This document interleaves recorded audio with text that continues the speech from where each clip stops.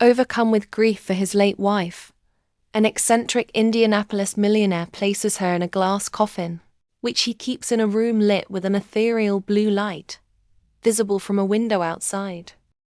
Under the window, it said, are the graves of over 100 dead animals, mostly of cats and dogs, that keep the ghosts of the property company. It's a great part of Indianapolis folklore. But is the story true? In this episode of Celebrity Afterlife, we remember the life of Skiles Test and help to keep his memory alive.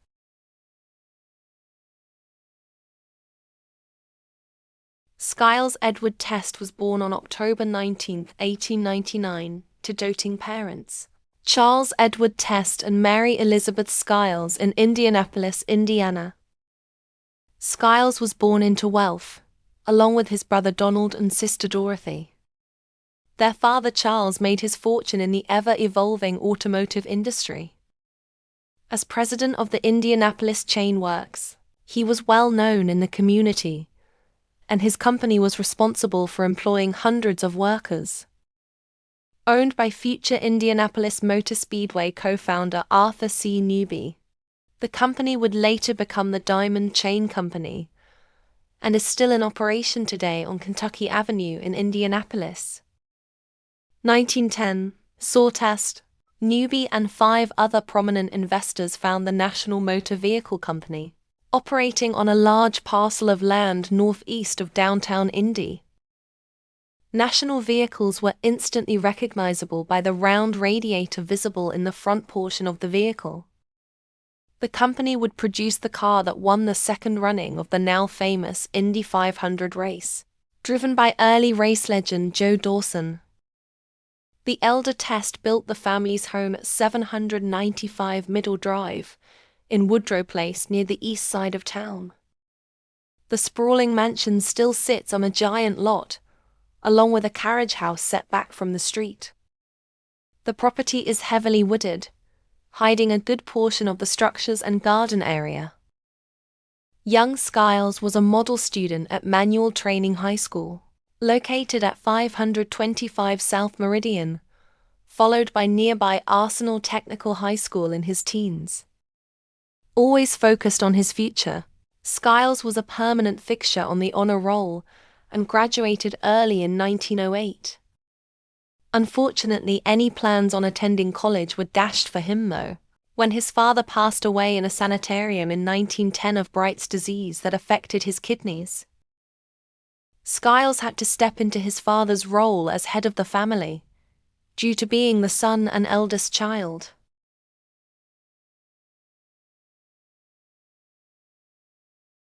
Three years later, in 1913, Skiles met and married his wife Josephine Benges, a fellow classmate from Manual High School. The newlyweds purchased a massive wooded parcel northeast of Indy, complete with a small cottage house to start their new life together. The secluded property offered plenty of space for Skiles's elaborate plans for numerous technical structures and contraptions. Fueled by his brilliant mind and desire to create, Skiles barely took a breath between his last project and his next project. With an endless supply of cash, his eccentric designs became working reality. Using cars powered by his father's national brand engines, he constructed a small rail system around his property. And when a dispute with Indianapolis Power and Light threatened his electrical source needs, Skiles solved the problem by building his own personal power plant on his property. A large portion of the property was used for farming and employed roughly 20 people to tend it. Skiles was enormously fond of animals and was known to have over 150 cats, 15 St. Bernard dogs, and pet cows, which were often seen grazing on the local golf course greens after having wandered off.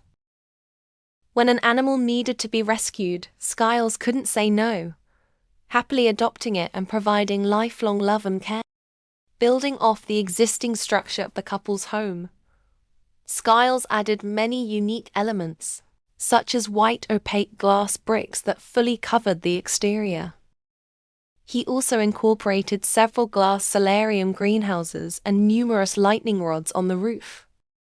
He was most proud of a custom-designed 40 by 80-foot swimming pool that ran adjacent to the house. Heated by solar power, the pool circulated its water through above-ground pipes that were warmed by the sun, and then recirculated into the pool, providing constant warm water. A 3-story diving tower stood at the end of the pool, and a magnificent motorized surfboard pulley system ran alongside, a contraption that left visitors to the home amazed. Guests were also awestruck at the 3-story bathhouse, with nothing lacking for their comfort, designed by Skiles.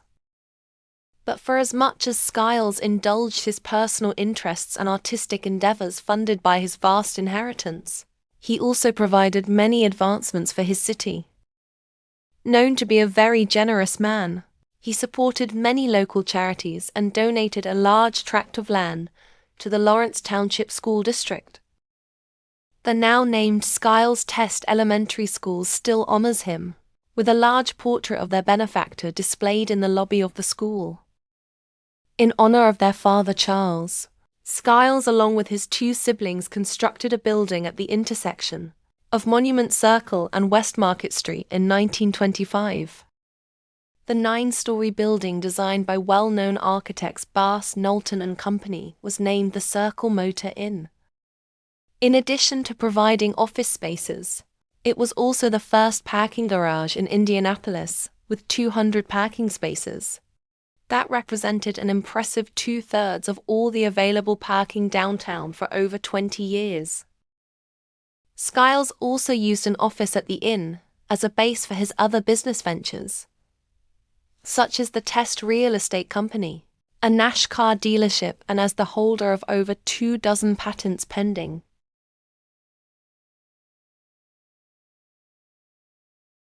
The source of the House of Blue Lights folklore is rather vague. Skiles and his wife and later wives were very friendly people, and often held lavish parties for friends and others in the community. During these get-togethers, it's thought that guests might have stumbled onto a small pet cemetery, where Skiles would bury the animals of the farm when they died, complete with tiny white tombstones in areas that separated the cats and dogs and other various animals. He noted each one with their name and date of passing.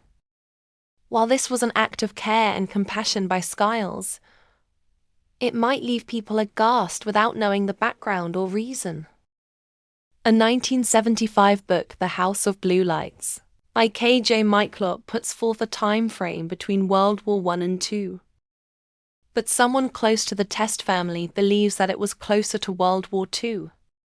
As the rumors go, Skiles was a wealthy but reclusive old man who lived in the heavily wooded plot just outside of town. Having lost his beloved wife to some mysterious illness or ghastly accident, he could not bear to bury her in the cold, hard ground of the property. It was said that he constructed a makeshift shrine-style room which held her remains inside a glass coffin, so that he could gaze upon her, lessening his grief. The entire room was said to be wrapped in some source of ethereal blue light continuously, as blue was her favorite color, and could be seen via a large glass window from the outside. As a rite of passage into adulthood, local adolescents would goad one another into going onto the property, in search of the lady in the glass coffin amid the blue lights. By the 1950s, the number of trespassers and vandalization forced Skiles to become a literal prisoner in his own home. He erected a tall privacy fence which did little to deter the teens, who had moved on from investigating the property to setting fires, exploding dynamite on the property and seizing the stray cats and cruelly throwing them into the area that held the dogs. More than once, Skiles came face to face with trespassers, as they had jumped the fence and decided to take a swim in his pool. Thinking he would embarrass them, Skiles took their clothes and keys, only to be sued by the parents of the teens. One time he went into his kitchen at night, switched on the light, and found a man sitting at the table drinking a Coke he'd taken from the fridge. By now, poor Skiles was at his wits' end and was suffering from stress-related ulcers and unable to get any sleep. He first retreated to the large pool house since it was constructed of brick, thus safer than the wooden house should vindictive trespassers attempt again to set it on fire. Now divorced from wife number 3, Skiles would also stay at his girlfriend's house to escape the non-stop ogling of aggressive onlookers.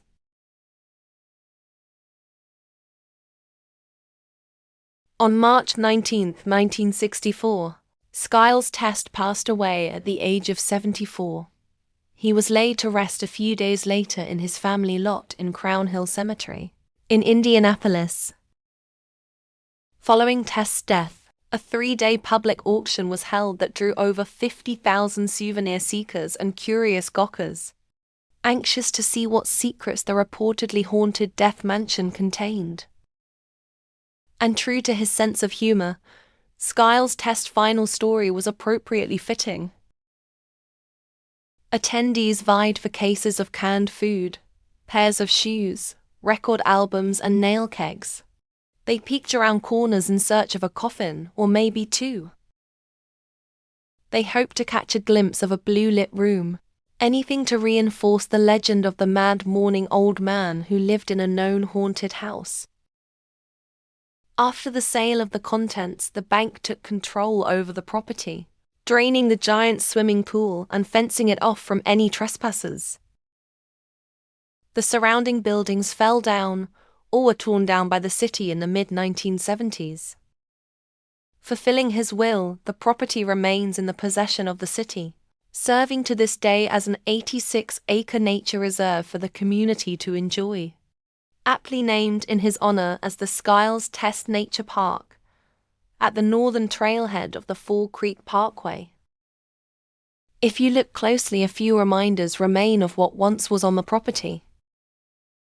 The workers in charge of removing the remaining debris from the structures and their contents began to cut corners near the end of the job. Alongside concrete slabs near the top of the hill that once led up to the house, you'll find old ceramic drains and broken china dinnerware.